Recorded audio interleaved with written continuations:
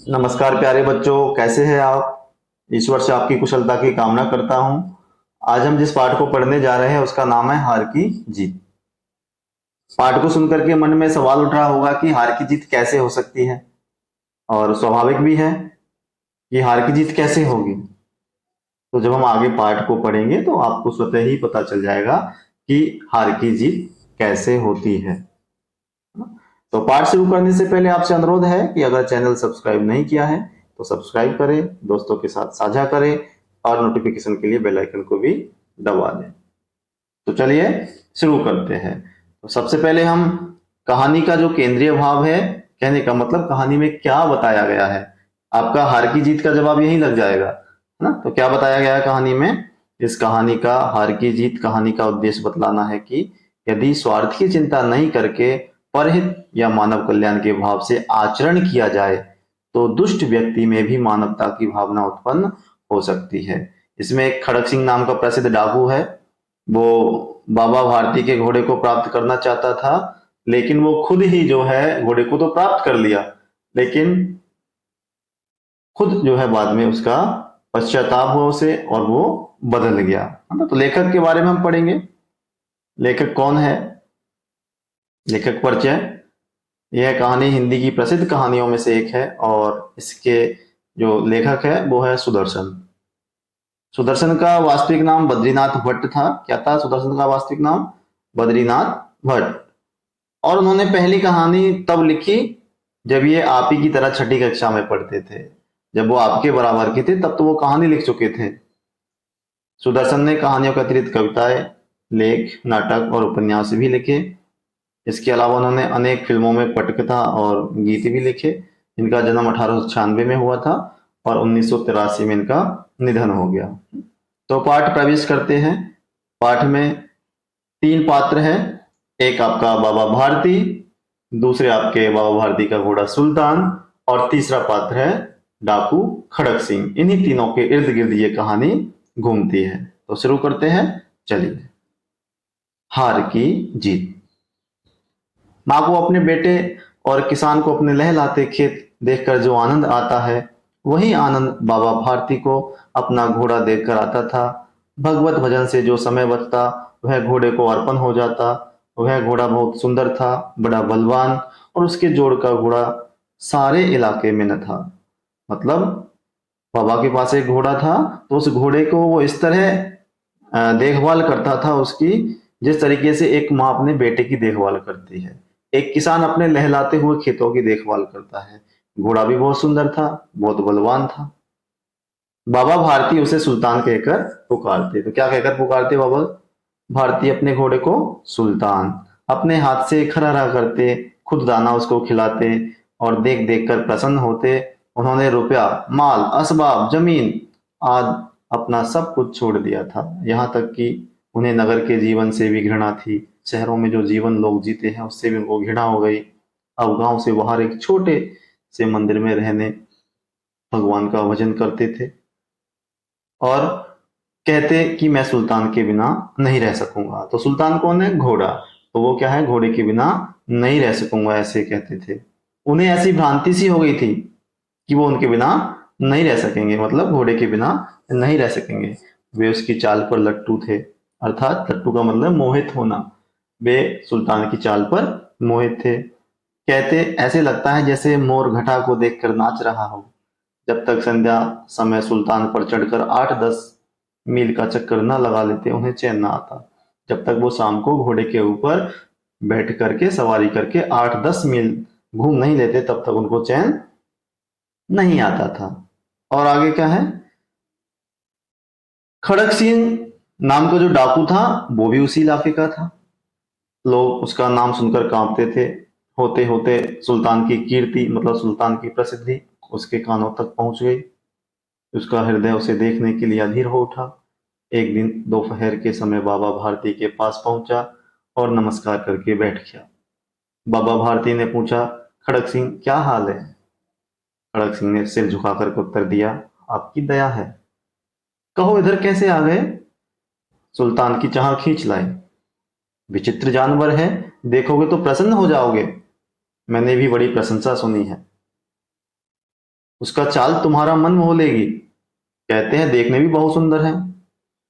क्या कहना, जो उसे एक बार देख लेता है उसके हृदय पर उसकी छवि अंकित हो जाती है। बहुत दिनों से अभिलाषा थी, आज उपस्थित हो चुका हूं।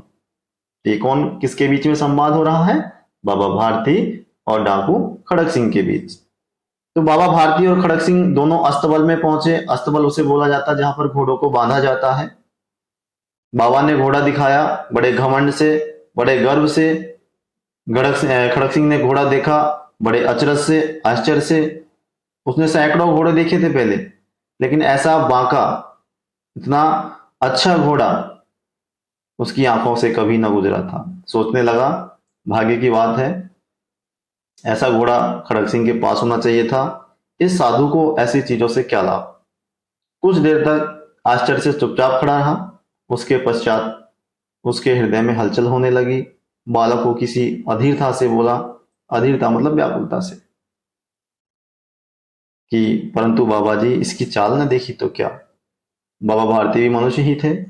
यहाँ पर मनुष्य ही थे, इससे कहना चाह रहे हैं कि प्रत्येक मनुष्य को अपनी चीजों की या अपने बारे में प्रशंसा सुनने की आदत होती है। तो उन्हें भी उस घोड़े की प्रशंसा की सुनने की आदत सी लग गई थी। वो भी मनुष्य थे, तो अपनी चीजों की प्रशंसा दूसरे के मुख से सुनने के लिए उनका हृदय भी अधीर हो गया, व्याकुल हो गया। घोड़े को खोल करके बाहर लाए और उसकी पीठ पर हाथ फेरने लगे।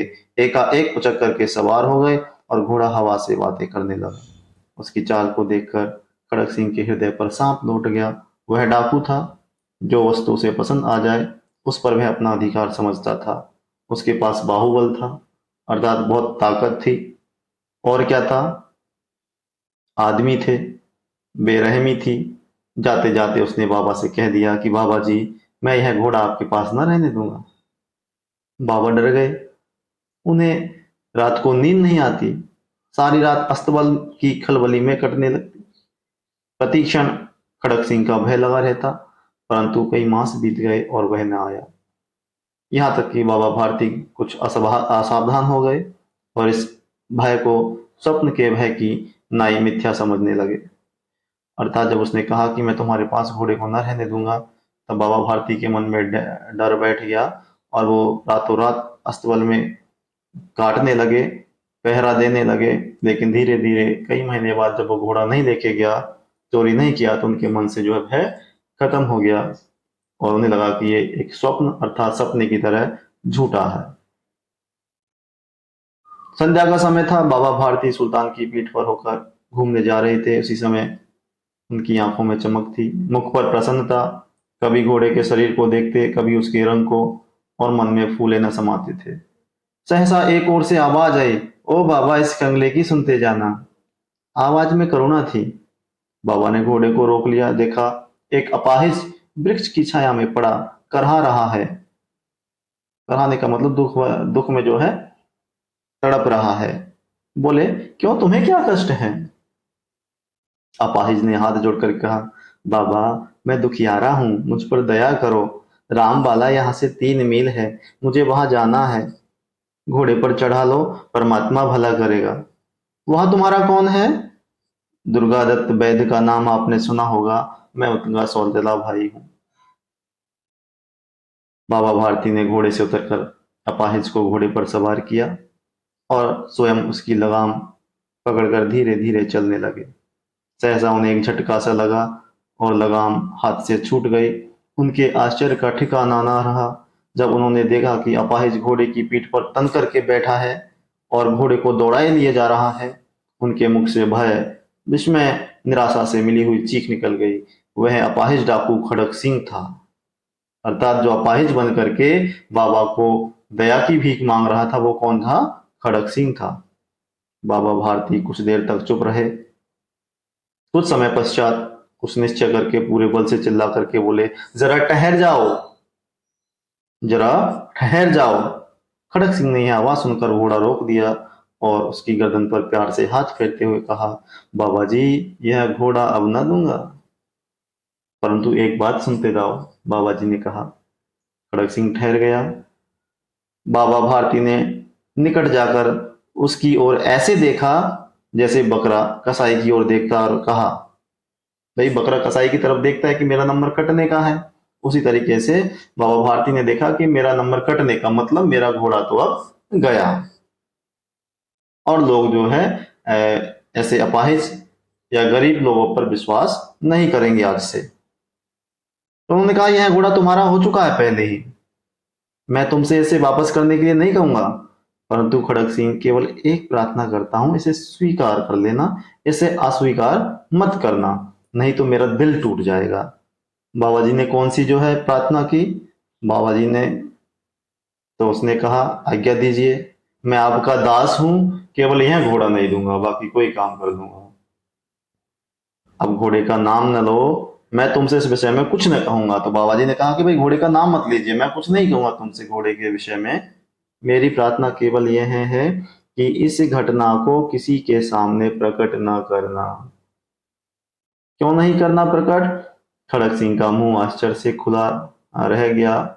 उसे लगा था कि घोड़े को लेकर यहां से भागना पड़ेगा, परंतु बाबा भारती ने स्वयं उसे कहा कि इस घटना को किसी के सामने प्रकट न करना। इसमें क्या प्रयोजन सिद्ध हो सकता है? इसमें इनका क्या उद्देश्य हो सकता है?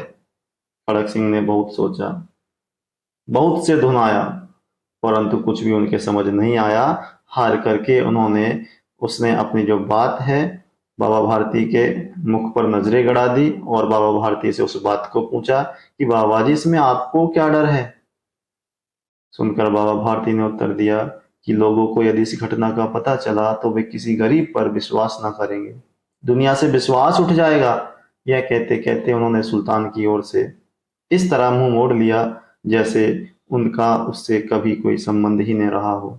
बाबा भारती वहां से चले गए, परंतु उनके शब्द खड़ग सिंह के कानों में उसी तरह गूंज रहे थे, उसी प्रकार गूंज रहे थे। सोचता था कि कैसे ऊंचे विचार है, कैसा पवित्र भाव है, और उन्होंने उस घोड़े से इतना प्रेम था उनको, इसे देखकर उनका मुख फूल की नाई खिल जाता था, नाई का मतलब तरह, फूल की तरह खिल जाता था।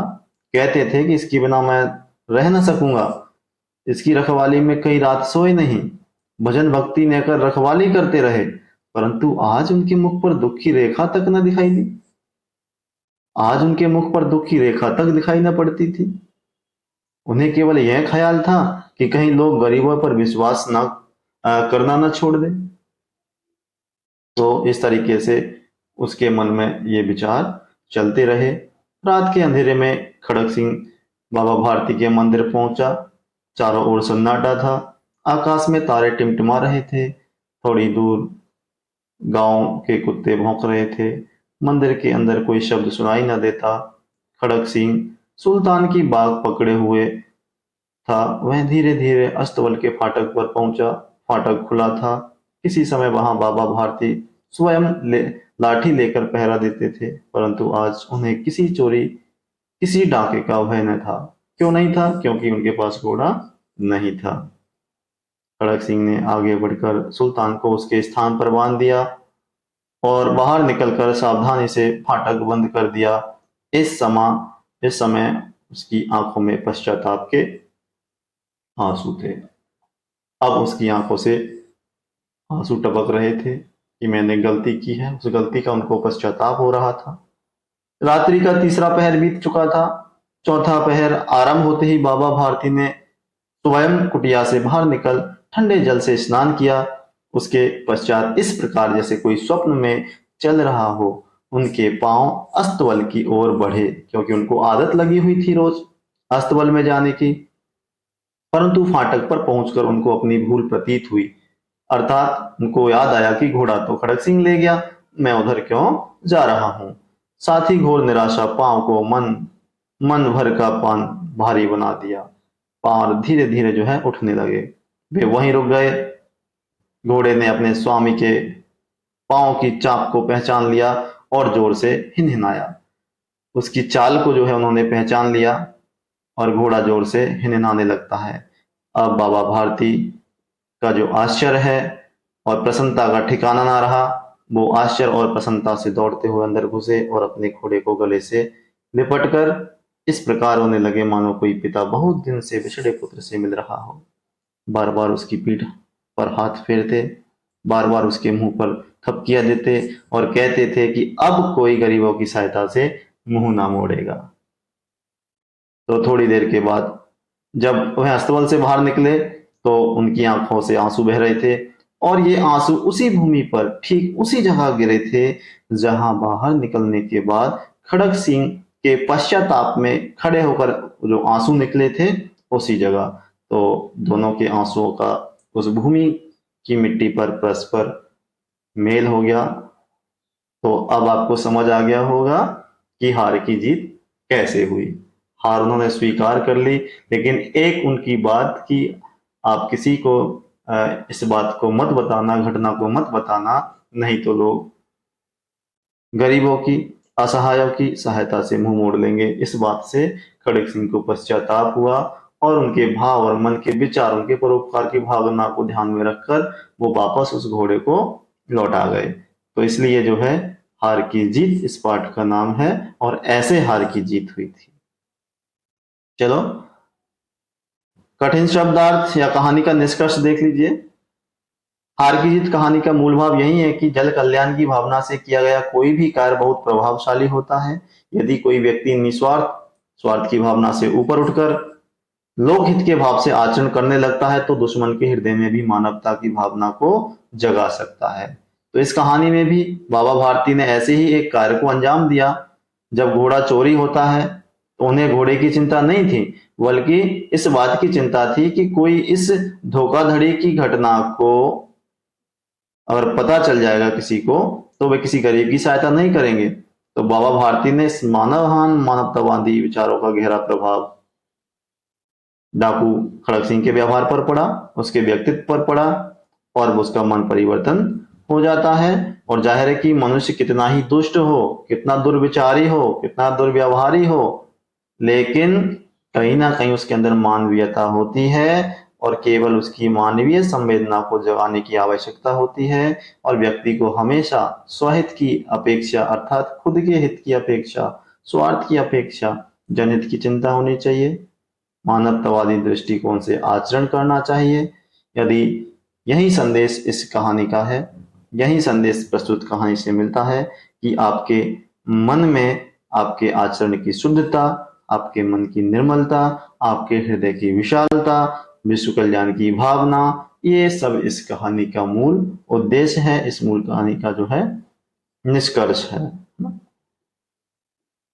आगे आपके जो है कुछ कठिन शब्दार्थ है। जोड़ का मतलब इसके जैसा, खरारा मतलब लोहे की जो कंघी से घोड़े के शरीर पर धूल साफ करने को बोलते हैं। असबाब सामान, घृणा नफरत को कहते हैं, भ्रांति भ्रम को कहते हैं, लट्टू होना आपको जैसे बताया मोहित होने को कहते हैं, चैन मानसिक अशांति, मानसिक शांति, कीर्ति ख्याति या प्रसिद्धि, अधीर परेशान या व्याकुल, चाह इच्छा या कामना, विचित्र अनोखा, अभिलाषा मन की कामना, अस्तबल जहां पर घोड़ों को बांधा जाता है, घमंड अहंकार को बोलते हैं, बाका मतलब बहुत ज्यादा सुंदर, वायु मतलब हवा की तरह तेज, बहुत तेज दौड़ना, हृदय पर सांप लौट जाना मतलब किसी बात को सुन करके संतप्त हो जाना एकदम, बाहुबल मतलब ताकत, सन्नाटा चारों तरफ शांति, बाघ जो पकड़ने की जो लगाम होती है उसे बोलते हैं, डाके लूट, नेकी सच्चाई, पावों की चाप पैरों की जो है आवाज, हिननाना घोड़े का जो स्वर है, थपकिया पीठ पर थपथपाना, मुंह न मोड़ना मतलब मदद करने से नहीं हटना, प्रयोजन उद्देश्य मुंह मोड़ लेना, दूसरी दिशा में देखना, खिल जाना बहुत ज्यादा प्रसन्न होना, मास का मतलब महीना, असावधान का मतलब लापरवाह, मिथ्या का मतलब झूठा, आंखों में चमक मतलब खुशी प्रकट हो जाना, फूले न समाना बहुत खुश हो जाना, कंगले मतलब दरिद्र या गरीब, करुणा दुख या करहा दर्द की आवाज, कष्ट मुसीबत, बल शक्ति को कहते हैं, अस्वीकार मतलब इनकार, दिल टूट जाना मतलब निराश हो जाना, आज्ञा आदेश, दास का अर्थ होता है सेवक। इस तरीके से आपका पाठ था। आगे इसी तरीके के जो है वीडियो देखने के लिए आप चैनल को सब्सक्राइब करें, दोस्तों के साथ में साझा करें। और बेल आइकन को भी दबा दें ताकि वीडियो आपके पास में पहुंचती रहे। धन्यवाद।